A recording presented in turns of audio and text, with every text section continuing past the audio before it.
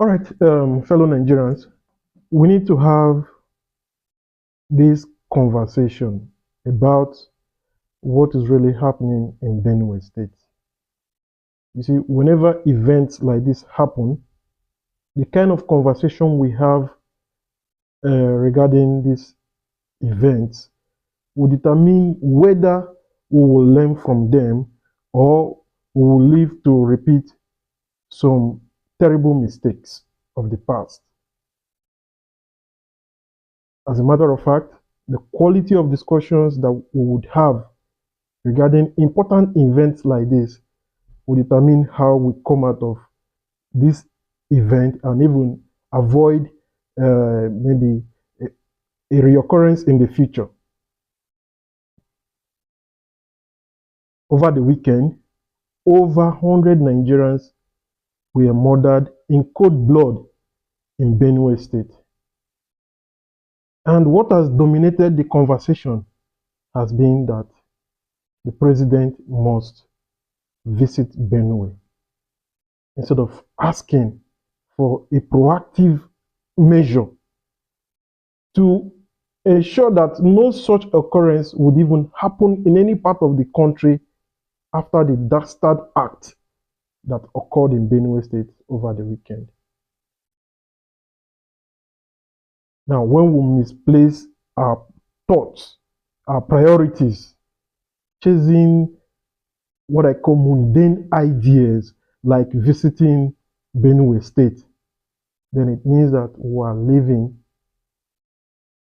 or we are losing the opportunity to even address these issues holistically. Insecurity has been overbearing burden on each and every Nigerian. And when we have events like this, which is the height of what we can take as a people, and we call out the president to visit Benue, it is not enough. Particularly, what are the lessons we are learning from this event? That the failure of this administration would be inherently tied to the failure of the opposition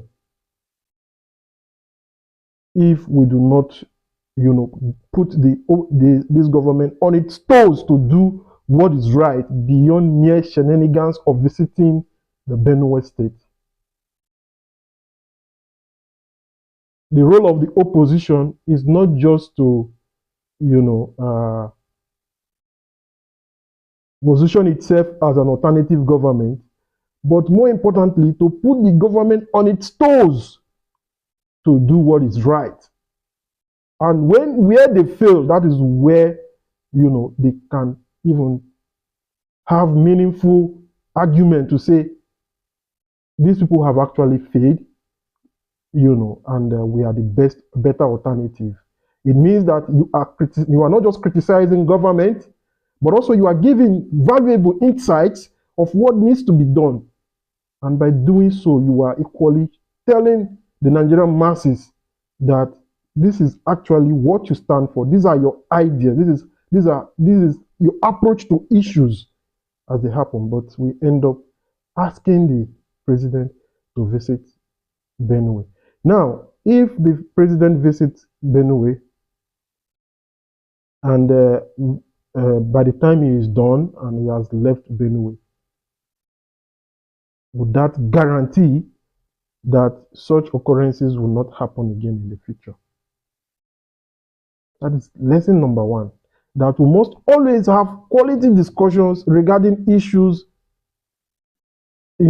especially political issues that come up from time to time. We must dig deeper beyond the ordinary. What are the challenges of insecurity in Nigeria? Which is primarily the proliferation of arms. People are talking about the conflict in Benue State between the herders and farmers. But if one party does not have access to automated weapons, this conflict would not degenerate to the level of killings that we have witnessed in recent time.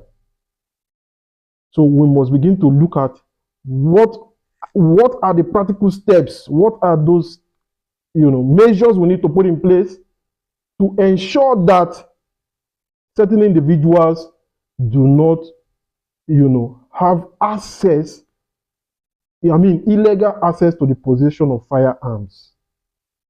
I think that should be the quality, the kind of conversation we should be having at this stage. Whatever has happened in Benue State should be, an inspiration for us to even tackle insecurity, the whole of Nigeria completely, leaving no stone unturned as far as dealing with these criminal elements who should not have a place in our society. The number two lesson we should learn from this